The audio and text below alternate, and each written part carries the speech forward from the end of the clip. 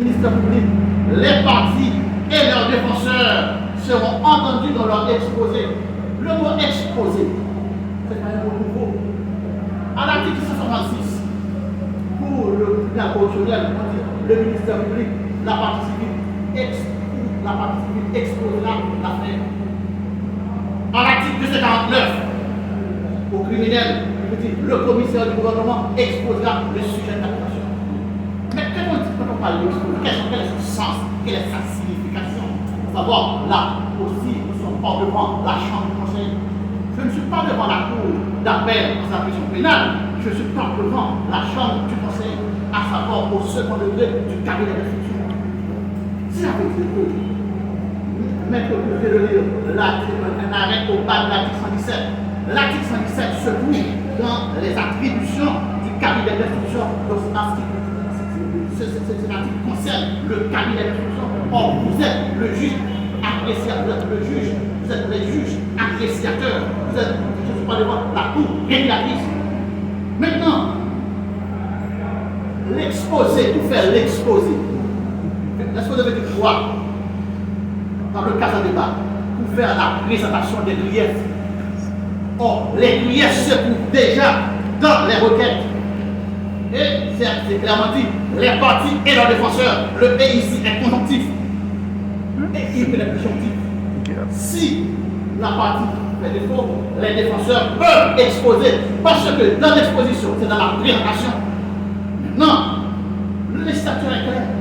Si la partie sera interrogée, il vous dit, par exemple, si vous prenez l'article 166, il vous dit que le peuple sera interrogé. Si vous prenez l'article 265 et 266 sur l'article du premier il vous dit que l'acte sera mis au débat. Ici, il vous dit que les partis, le ministère public, les partis et leurs défenseurs seront entendus dans leur exposé. Or, je vous ai bien dit que l'exposé se trouve à l'article 166 du Code de procédure criminelle, annoté corps pénal, à l'article 249, annoté corps pénal, et ici, maintenant, quand on expose, on fait la présentation. La présentation de quoi? Des griefs d'appel. Pourquoi? Parce qu'il y a deux moments devant la cour de la chambre du conseil. Le moment, c'est dans la réception de l'appel, à savoir sur la procédure, à la forme.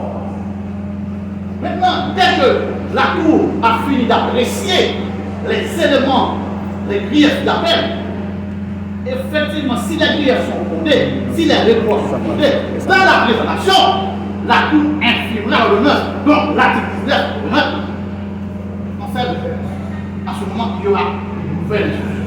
Dans cette nouvelle instruction, les appelants, les inculpés appelants, peuvent être interrogés. Pourquoi? Parce qu'on retourne à ce donc, la cour fera ce que le premier juge aurait dû faire. Ce que le premier juge aurait dû faire, c'est de rester dans la loi.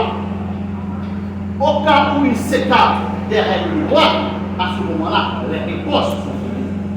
Donc, nous autres, pour les charges, tous les reproches, les griefs se trouvent déjà dans les requêtes.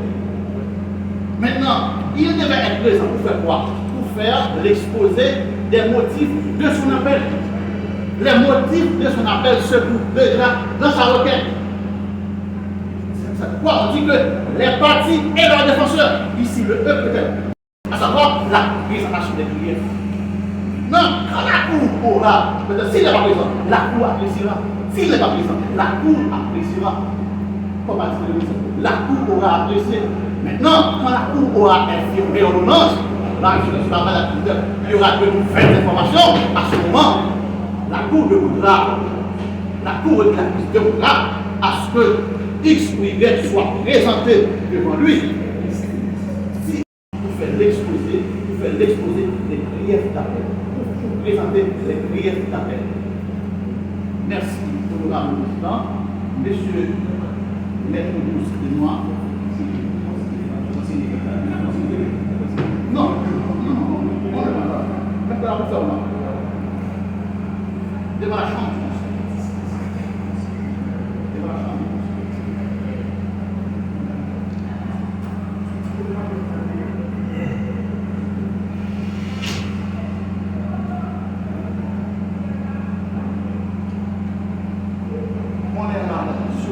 de l'article 18, on est sur le fondement de la loi du 26 juillet 1979, sur l'appel pénal.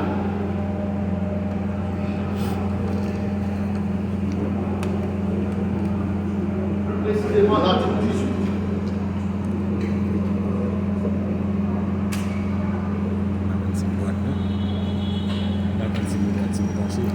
On va centrer. On va centrer. Déjà centré sur Monsieur Léon Charles devait être entendu dans son exposé.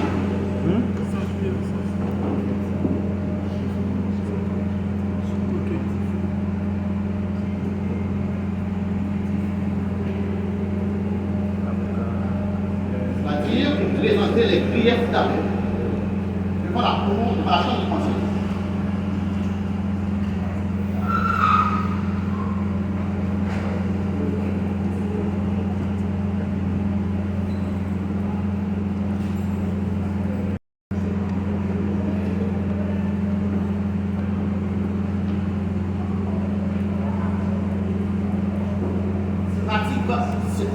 Cette note jurisprudentielle va beaucoup plus loin.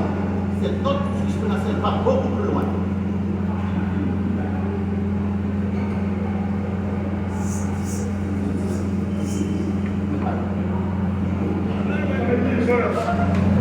De la loi sur la peine pénale.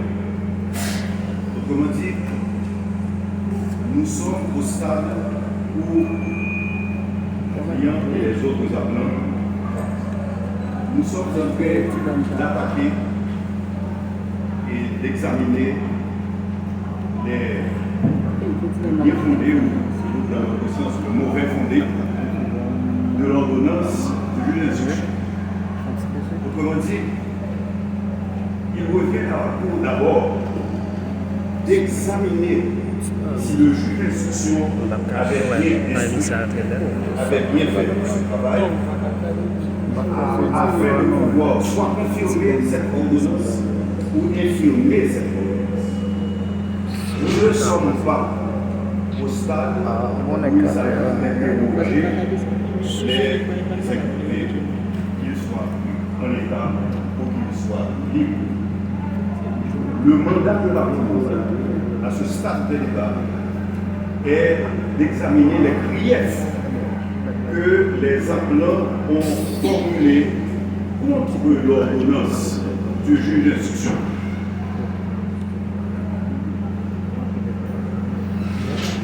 Oui, donc il revient à la Cour d'examiner les griefs que les appelants ont formulés à l'encontre de l'ordonnance du juge d'instruction et à la Cour d'apprécier ces griefs. À la fin de cette phase, où, bien sûr, c'est une phase contradictoire, le ministère public va choisir lui-même de combattre ces griefs. La Cour prendra une décision. Soit elle confirme l'ordonnance du juge d'instruction, soit elle infirme l'ordonnance du juge d'instruction. Et en cas d'infirmation, elle ordonnera une nouvelle instruction. Et c'est dans le cadre de cette nouvelle instruction que les inculpés que nouvelle instruction aura lieu, que nouvel juge instructeur sera nommé ou une commission de juges instructeurs sera nommée qui convoqueront les inculpés, qui convoqueront des témoins afin qu'une nouvelle instruction soit mise en place. Mais au stade où nous sommes, et je sais que je ne vais pas vous faire l'injure de vous lire l'article 18 que vous avez sous les yeux, mais je pourrais même aller plus loin.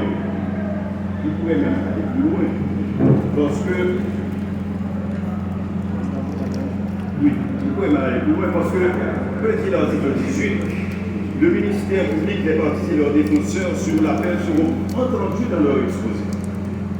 Mais pourquoi entendons par exposé? Cela veut dire que on va exposer de manière claire les griefs que nous avons contre l'ordonnance du juge d'instruction. Nous lirons les requêtes qui identifient, qui détaillent les moyens lesquels nous faisons appel contre cette ordonnance et le ministère public lui-même fera son exposé. Et ensuite, les partis feront leurs observations sommaires. Mais elles feront leurs observations, encore une fois, messieurs les magistrats, sur l'ordonnance, sur le bien fondé ou le mal fondé de l'ordonnance. Nous ne sommes pas encore au stade où il faille interroger les inculpés. Nous avons constaté, et vous l'avez fait avec beaucoup d'impartialité, messieurs les magistrats, on a entendu certains élèves. Mais aujourd'hui, les avocats, enfin, moi, avocat de la défense, et je suppose que mes frères également, et Maître Lamour, qui est avec moi dans la défense de Maître Charles. Mais aujourd'hui, il nous revient de faire un rappel au droit, un rappel de l'article 18, un rappel des phases de l'appel contre une ordonnance du juge d'instruction. Le inculpé est nécessaire? La réponse est non. La réponse est non, puisque une jurisprudence séculaire, puisqu'il s'agit d'un arrêt du 12 juin 1878. On dit qu'on ne doit pas se répondre, et là ce n'est pas moi qui invente. Au bas de l'article 77, dans le code d'instruction criminelle annoté par Jean Vandal, cela se trouve à la page 74. Donc, les juges de la Cour de cassation en cette affaire. Donc, magistrat, pour conclure, nous dirons que notre client n'a pas à être présent, mais nous sommes prêts, il est représenté par ses avocats et il est prêt à attaquer et à exposer les raisons pour lesquelles il a interjeté appel et il est prêt à exposer les raisons, les motifs contre cette ordonnance qui a été, comme on pourrait dire, c'est pas une ordonnance, c'est carrément le roman de Voltaire.